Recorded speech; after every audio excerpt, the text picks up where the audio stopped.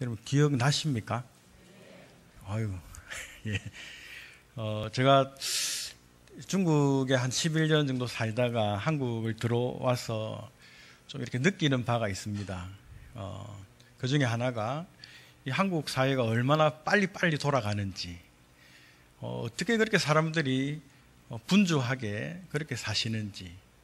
저는 특별히 중국 그 서남쪽에 있는 운남성 리장이라는 곳에 살았는데, 그곳에는 그 소수민족들이 뭐 자기 전통 의상을 입고 뭐 이렇게 살아가는 지역이었습니다. 그래서 아주 좀 여유가 있고 하는 그런 지역이었는데, 그런 곳에 살다가 한국을 오니까 얼마나 사람들이 개미처럼 그렇게 분주하게 다니고 그렇게 살아가시는지 새롭게 느껴지고 보였습니다.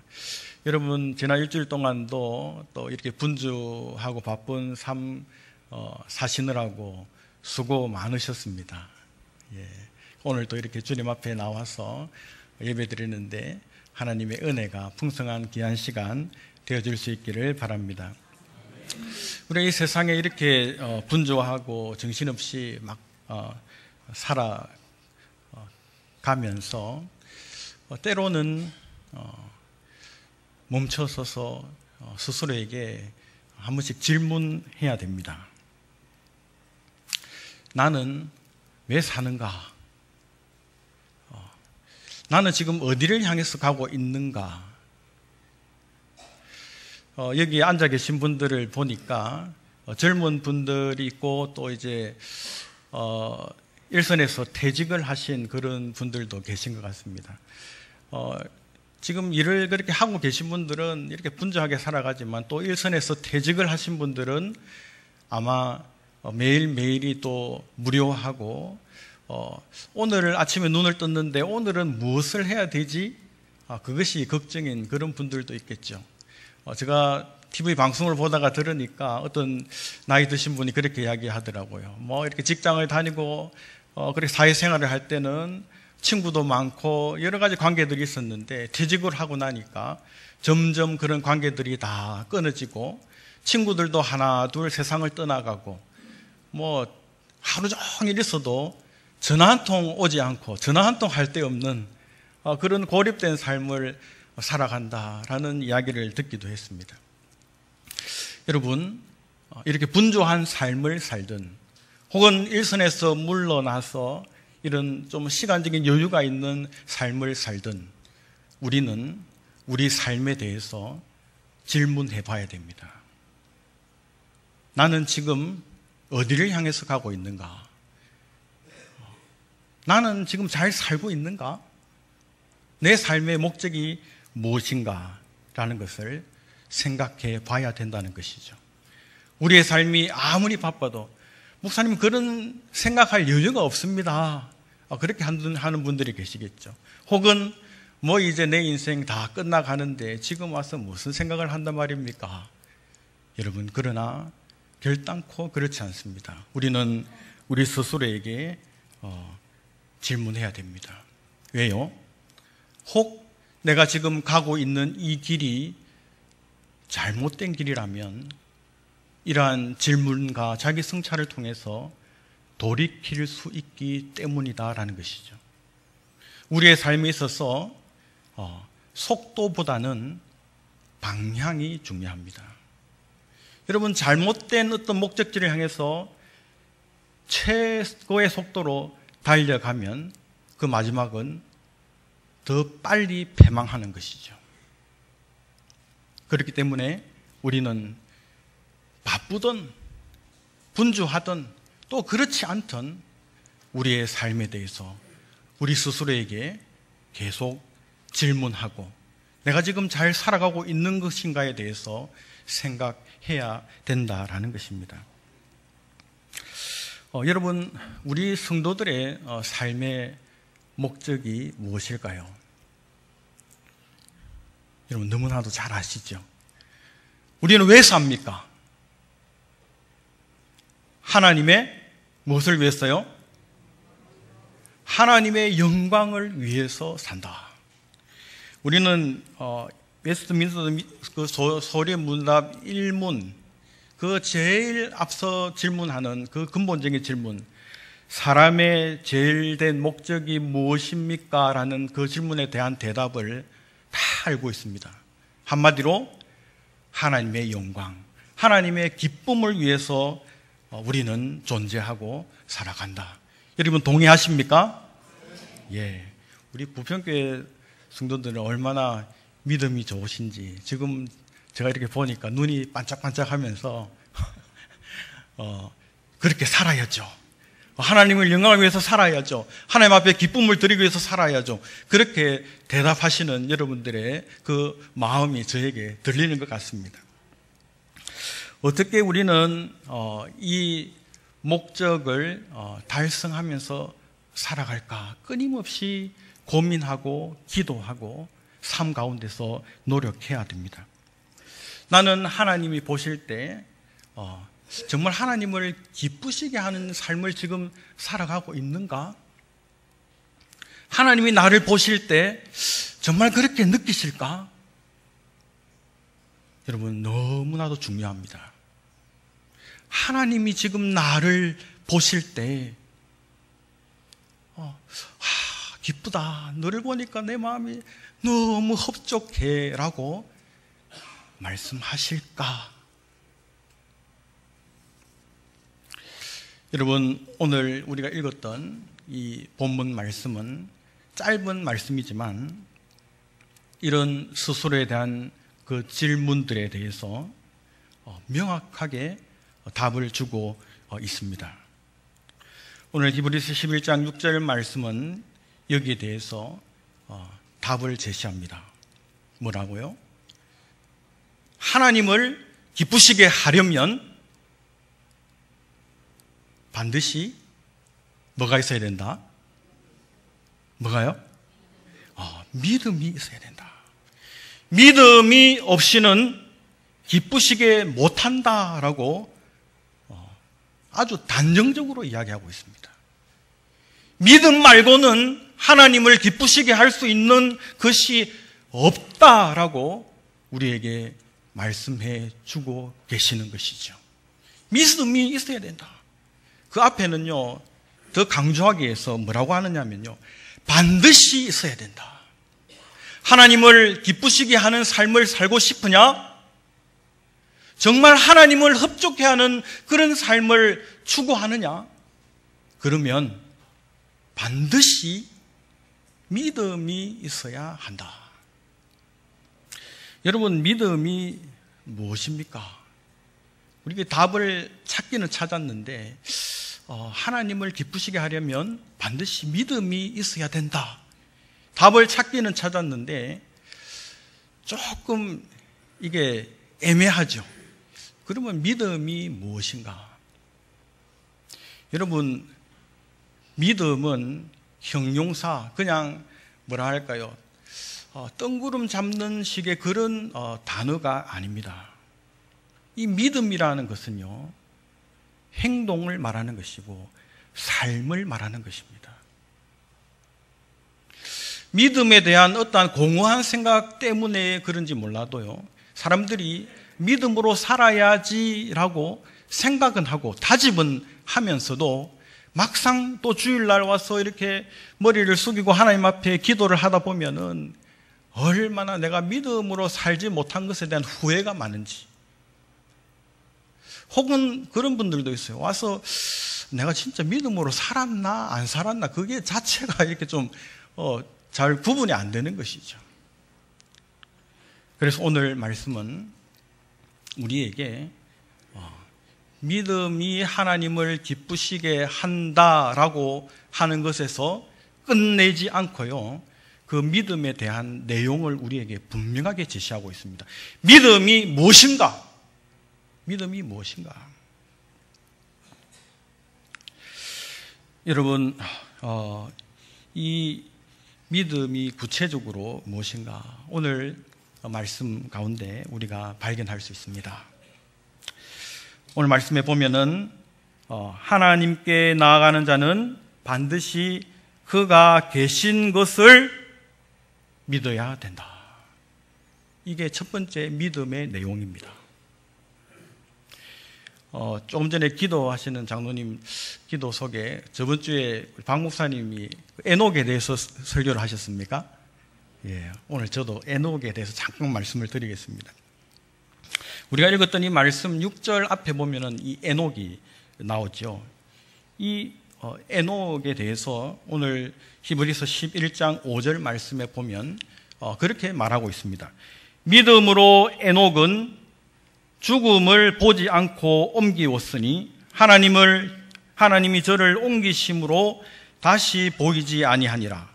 저는 옮기우기 전에 하나님을 기쁘시게 하는 자라 하는 증거를 받았느니라.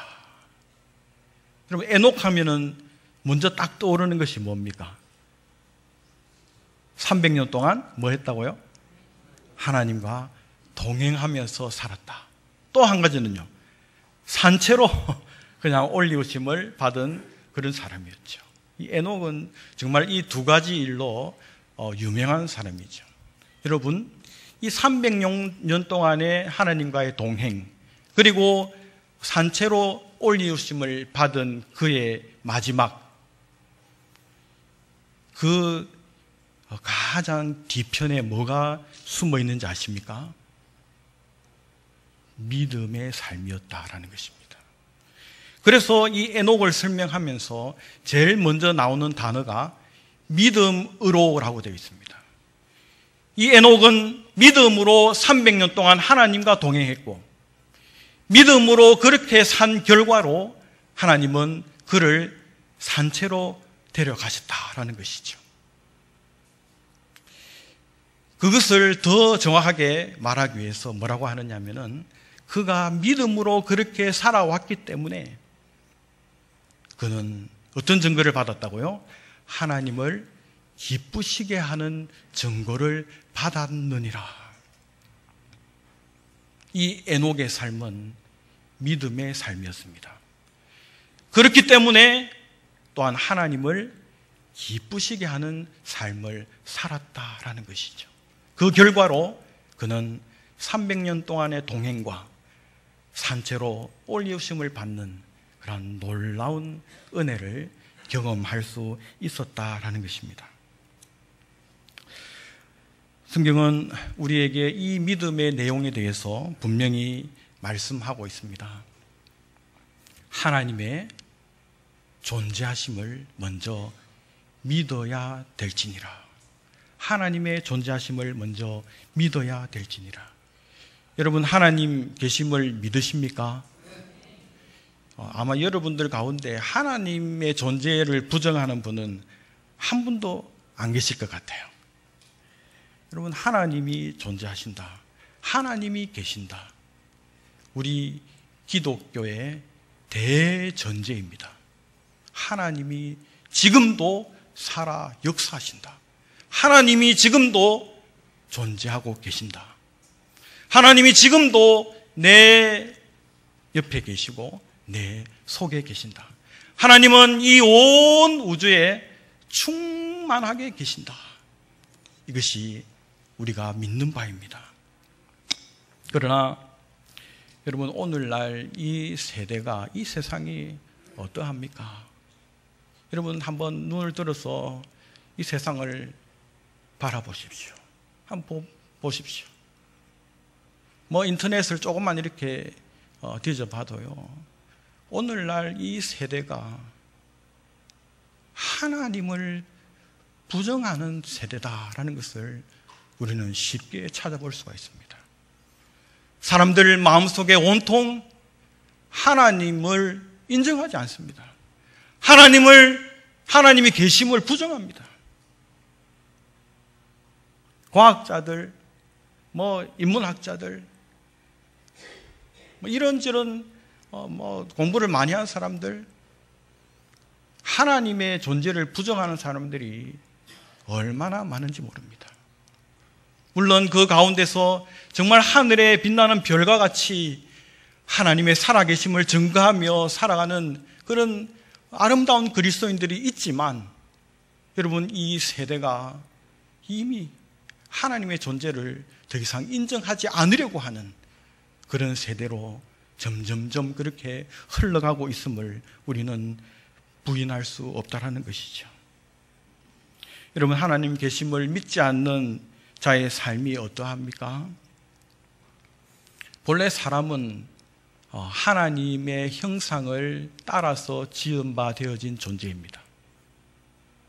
그런데 이 하나님의 존재를 부정하니까 이 사람들이요, 만족하지를 못하는 겁니다. 왜요? 우리는 세상보다 더 큰 존재거든요. 하나님은 사람을 만드실 때 세상보다 더 큰 존재로 만드셨습니다. 그렇기 때문에 사람은요, 이 세상 것들로 절대로 채워지거나 만족해질 수 없는 존재라는 것입니다. 아무리 돈을 많이 벌고 높은 자리에 올라가고 명예를 다 가져도 왜 사람들이 그렇게 만족하지 못하는 줄 아십니까? 사람은 하나님의 그 모양대로 지음을 받은 존재이기 때문에, 이 세상보다 더 큰 존재이기 때문에 이 세상 것으로는 채워질 수 없다라는 것이죠. 이 비밀을 알지 못하니까 사람들이요, 그냥 이 세상에 집착하고 더 많이 가지고 더 많이 소유하는 것으로 만족함을 얻으려고 하는데 그 끝이 있습니까? 아무리 갈증이 난다고 해서 여러분 바닷물을 막 더 마셔보십시오. 더 갈증이 나죠. 그것처럼 이 세상 것으로 만족할 수 없는데 하나님의 존재를 인정하지 않다 보니까 하나님으로만 만족하면서 채워질 수 있는 이 인간이 이 세상을 것을 탐하고 그것을 가지려고 끊임없이 그렇게 추구하고 갈증을 일으키다 보니까 이 온 세상이 점점점 타락하고 그 채워지지 않는 욕심 때문에 사람들은 더 많은 것을 갈구하면서 세상이 점점점 비틀어져 가고 있다라는 것이죠. 여러분, 하나님 없는 세상이 그렇습니다. 요즘 흉악한 범죄들이 끊임없이 우리들 귀에 들리죠. 왜 그렇습니까? 하나님 계심을 믿지 않기 때문에. 여러분, 시편 73편 22절에 보면 하나님의 계심을 믿지 않는 자들의 삶이 어떠한가? 우매무지한 짐승과 같다라고 말합니다. 여러분, 하나님 없는 자들의 삶이 짐승과 같다라고 말합니다. 그렇지 않습니까? 그냥 서로 물고 뜯고 그냥 자기 배를 채우기 위해서 혈안이 되어서 돌아다니는 하나님 없는 자의 삶이 그러하다. 제가 중국에 11년을 살면서 이 중국의 정치, 공산주의에 대해서 많은 것을 좀 이렇게 경험을 하고, 저도 결국은 그 공산주의 사회에서 추방이 되어서 나왔으니까요. 여러분, 이 공산주의는 근본적으로 이 무신론자들입니다. 하나님의 존재에 대해서 철저하게 부정합니다. 하나님의 존재를 인정하지 않습니다. 그래서 공산주의자들은요, 종교는 마약이다 그렇게 이야기해요. 신의 존재를 인정하지 않는데 사람들이 모여서 뭔가를 막 열정적으로 하고 이렇게 하는 것에 대해서 마치 마약에 중독되어 있는 자들 같이 그렇게 본다라는 것이죠. 뿐만 아니라 이 하나님의 존재를 믿지 않으니까 이 공산주의자들의 사상은요, 유물론입니다. 모든 것은 그냥 물건에 지나지 않는다라는 것이죠. 사람도 물건입니다. 사람도 그냥 물건 중에 하나예요. 하나님의 거룩한 형상을 닮아서 만드는 이런 사상 자체가 없습니다. 그냥 사람도 그냥 태어나서 그냥 쭉 늙어가서 죽어지는 하나의 죽어지고 없어져 버리는 물건에 지나지 않는다라고 생각을 해요. 제가 중국에 있을 때 상해에 제가 몇 년을 있었습니다. 상해에 있을 때 그 상해에 한국 사람들이 좀 많이 삽니다. 근데 그때 사고가 한 번 있었어요. 이 중국 사람들이 인명경시풍조, 그러니까 이 정치 사상부터 내려오는 그런 인명 경시 풍조가 얼마나 정말 무서운지를 보여주는 사건이었는데요. 한국 그 교민 그 여자 네 분이 택시를 탔어요.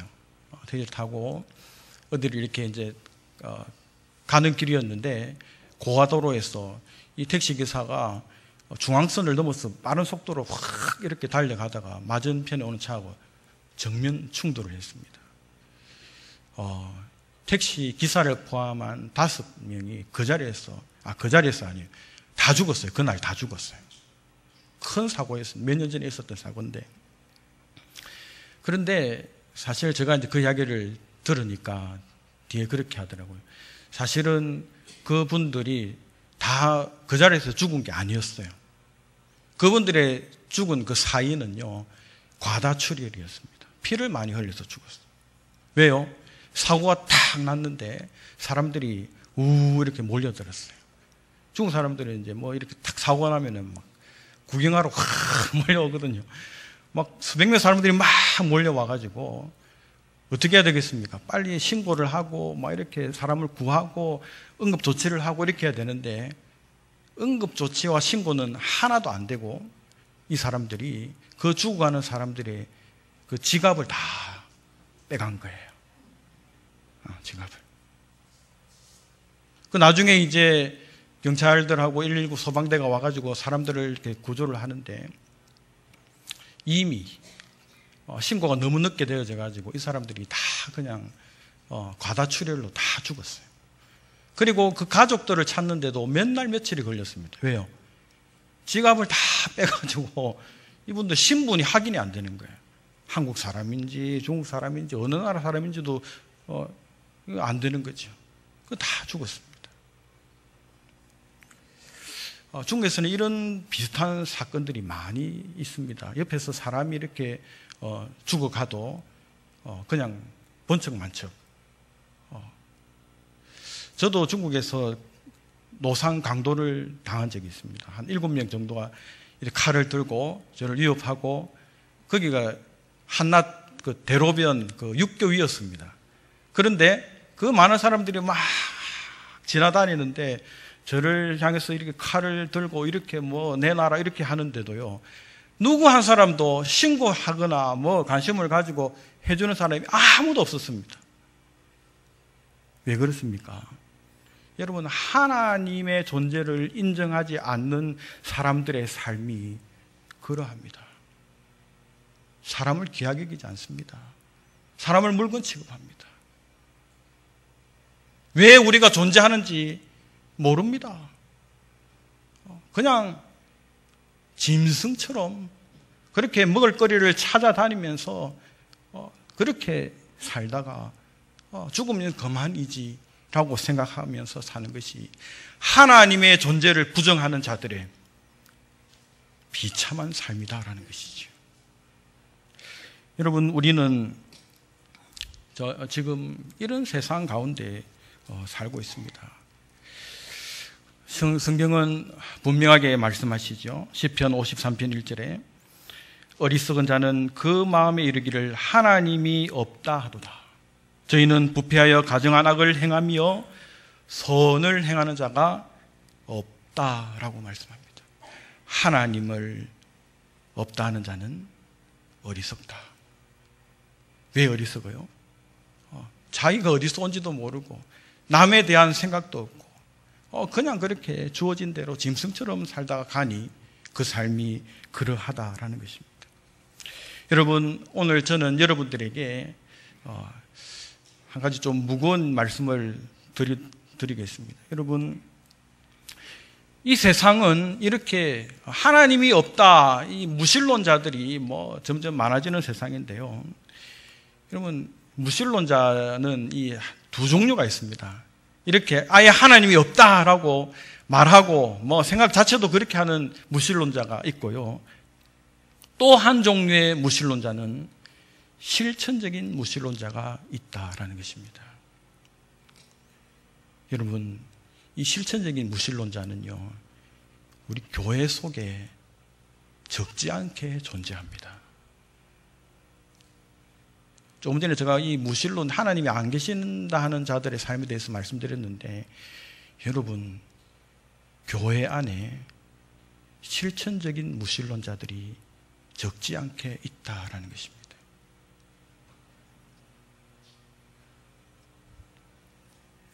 여러분, 이 실천적인 무신론자가 어떤 사람들인 줄 아십니까? 이 실천적인 무신론자라는 이 사람들은요, 머리로는 하나님의 살아계심, 하나님의 존재를 믿습니다. 입으로 그렇게 고백합니다. 주일날 나와서 목소리 높여서 하나님을 찬양합니다. 때로는 눈물이 막 흐르기도 하고요. 막 감정이 이렇게 북받아쳐서 이렇게 큰 소리로 기도하기도 하고, 뭐 이렇게 종교적인 행위들을 하죠. 그러나 삶 가운데 하나님이 안 계신 것처럼 사는 사람, 교회에 나와서 예배 드리고 막 이렇게 할 때는 보면은요, 틀림없는 하나님을 믿는 사람이에요.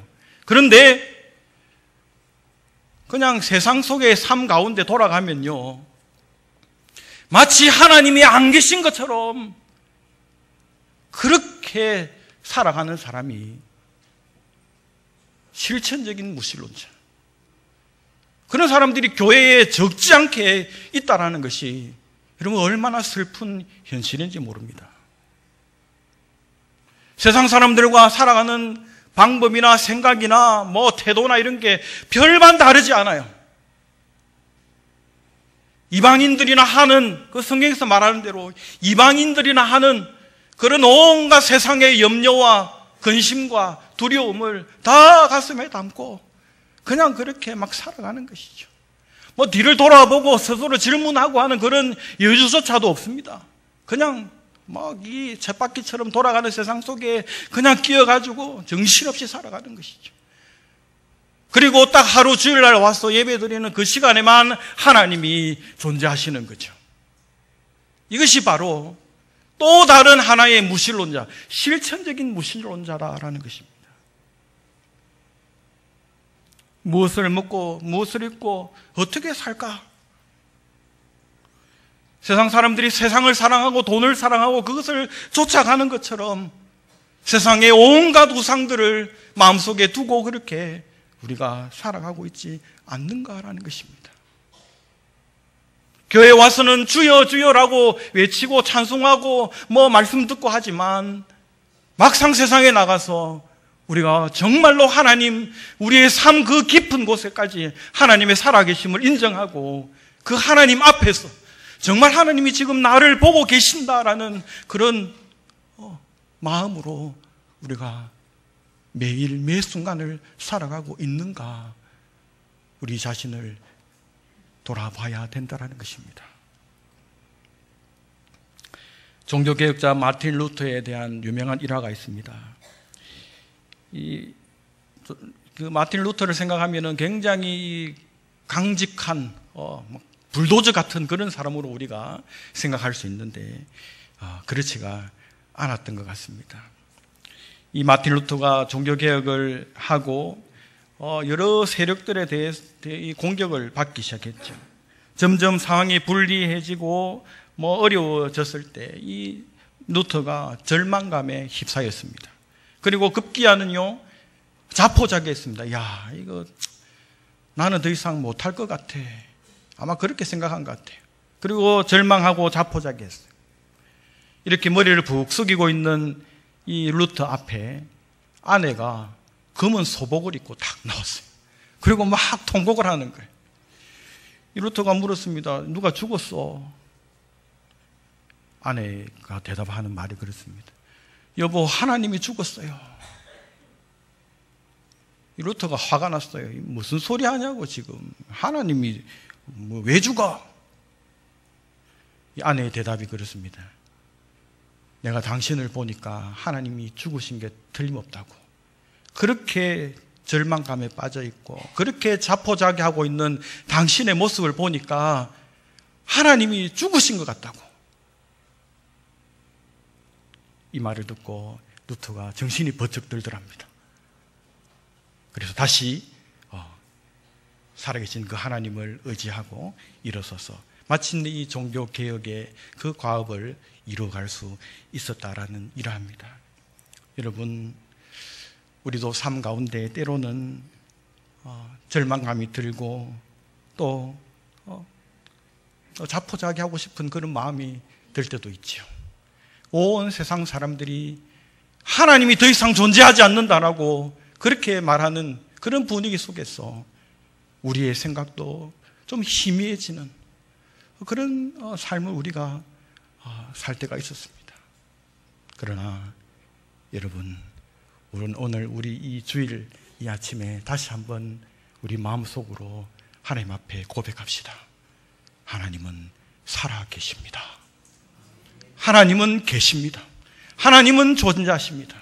하나님은 내 속에 능력으로 역사하시는 하나님이십니다.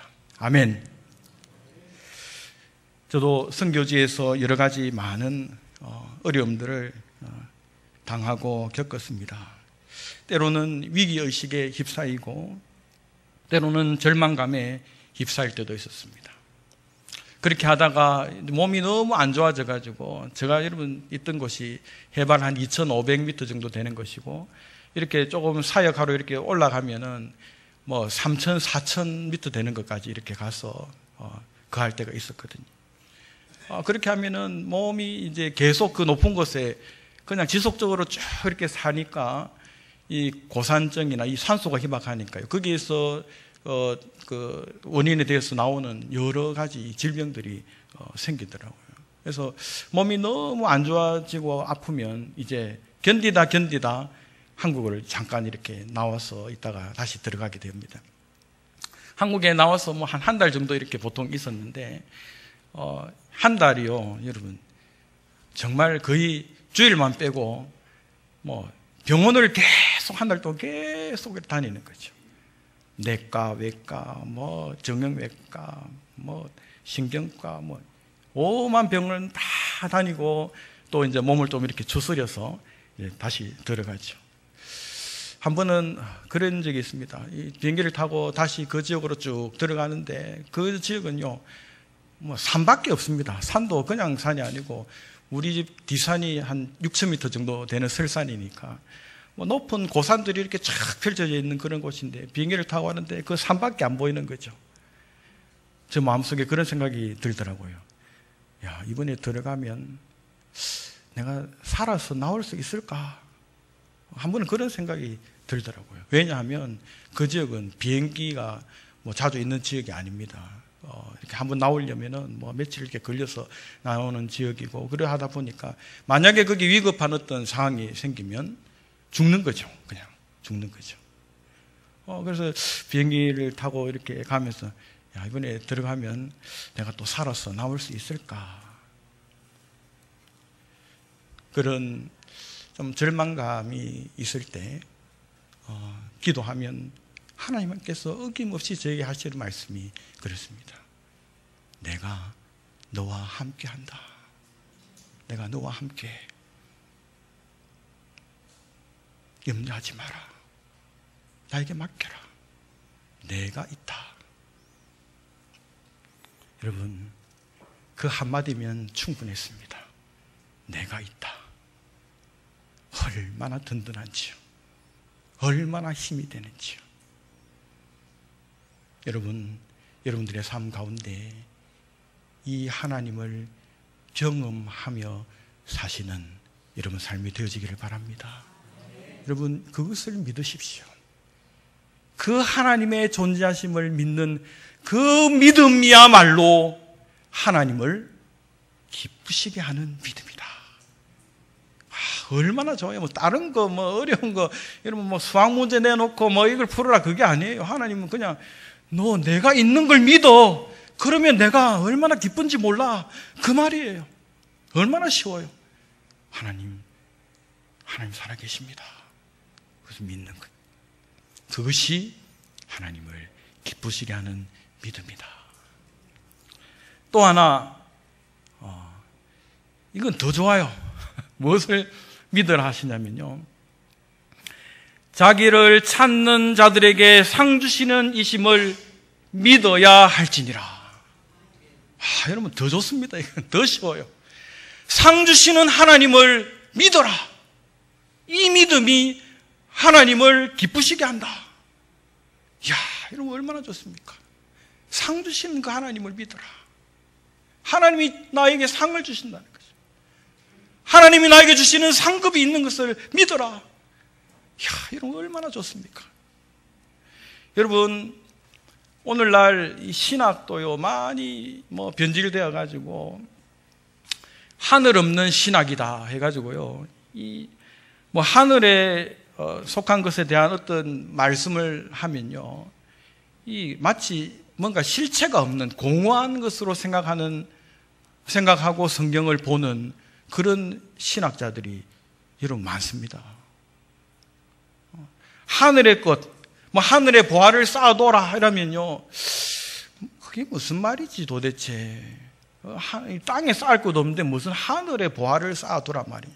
뭔가 좀 이게 와닿지 않고 공허한 이야기처럼 들리는 거죠. 구름 잡는 이야기처럼 들리는 거죠. 하늘의 상급을 기대해라 하면요, 이 땅에도 상급이 보이도 않는데 무슨 하늘의 상급을 뭘 기대하란 말이냐. 있을지 없을지 봤느냐. 하늘의 시민권이 우리의 진정한 시민권이다 하면요, 이게 참 공허한 이야기로 들리는 것이죠. 오늘날 사람들이 그렇습니다. 뭔가 손에 잡혀야 되고 눈에 보여야 되고 뭔가 실체가 있어야지 믿어지지. 그렇게 해도 믿을까 말까인데 손에 잡히지도 않고 눈에 보이지도 않는 그것을 믿으라고 하고 그것을 바라보라고 하고 거기에 뭔가를 쌓아두라고 하니까 이것이 아주 공허하게 들린다는 것이죠. 도무지 하늘에 속한 것들을 믿으려고 하지 않는 세대가 오늘날의 세대입니다. 그래서 그런지 성경에는요, 유독 위의 것을 바라보고 위의 것을 찾고 위의 것을 기대하라라는 말씀이 참 많이 나옵니다. 왜요? 사람들의 이 본성이요, 이 눈에 보이는 이 땅의 것을 자꾸 구하고 찾으려고 하는 이 본성이 많아요. 하나님이 아시잖아요. 하나님께서 이 말씀에다가 계속 우리 성도들에게 주시는 말씀이, 너 땅의 것 바라보지 마. 이 썩어질 것, 육신의 것, 그것 바라보지 말고 거기에 기대를 두지 말고 하늘의 것, 신령한 것, 위에 속한 것을 바라보고 그것을 기대하고 그것을 생각해라. 그래서 오늘 말씀도 우리에게 주시는 말씀이 그렇습니다. 우리에게 진정한 상을 주시는 분은 하나님이시다. 그 하나님을 기대하고 그 하나님을 믿어라. 그 하나님의 손에 들려있는 그 상급을 기대하고 그것을 바라보라.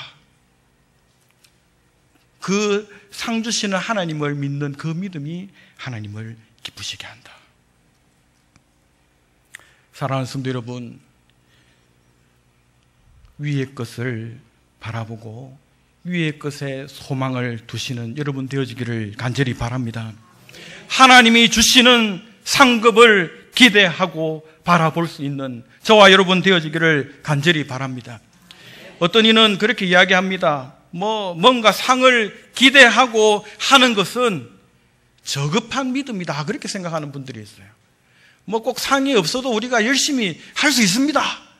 꼭 그 상을 바라보고 이렇게 하는 것은 수준 낮은 믿음 아닙니까? 그렇게 말하는 분들이 있는데, 여러분, 그렇지 않습니다. 그렇지 않습니다. 하나님은요, 정확하게 우리를 아세요. 우리에게는 뭐가 필요하냐면요, 상이 필요합니다. 상급이 필요합니다. 나는 상급 하나도 필요 없습니다 하는 분이 있습니까?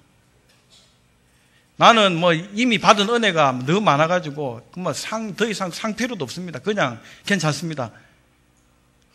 믿음 좋은 분 같죠. 그러나 그렇지 않습니다. 이 본인을 속이고 있는 거예요. 사실은 하나님의 눈이 정확합니다. 하나님은 우리에게 뭐가 필요하다는 것? 상이 필요하다는 것을 압니다. 이 상급이 있어야 된다는 것을 아시는 거죠. 그래서 하나님께서는 우리에게 계속해서 하시는 말씀이 위의 것을 기대해라. 하늘의 상급을 기대해라. 내가 너에게 상 주시는 하나님을 믿어라. 여러분, 우리가 하늘의 상급, 이 하나님이 주시는 이 상급을 기대하지 않으면 어떤 현상이 오시는 줄 아십니까? 오는 줄 아십니까? 하나님의 상을 기대하지 않으면 사람은요, 세상의 상을 바라보기 시작합니다. 사람의 박수 소리에 길들여지기 시작합니다. 사람의 칭찬에 우쭐거리기도 하고요. 그렇게 된다라는 것입니다. 여러분, 우리는 사람의 칭찬과 사람의 박수 소리와 사람의 그 환호성에 우리의 삶을 맡긴 사람들이 아닙니다. 우리는 하나님의 상급을 바라보는 자들입니다. 하나님의 상급. 지금 눈에 보이지 않지만, 지금 만질 수 없지만, 지금 귀에 들리지 않지만, 하나님께서 우리를 위해서 예배해 놓으신 그 놀라운 하늘의 상급을 기대하고, 그것을 바라고, 그것을 믿을 때,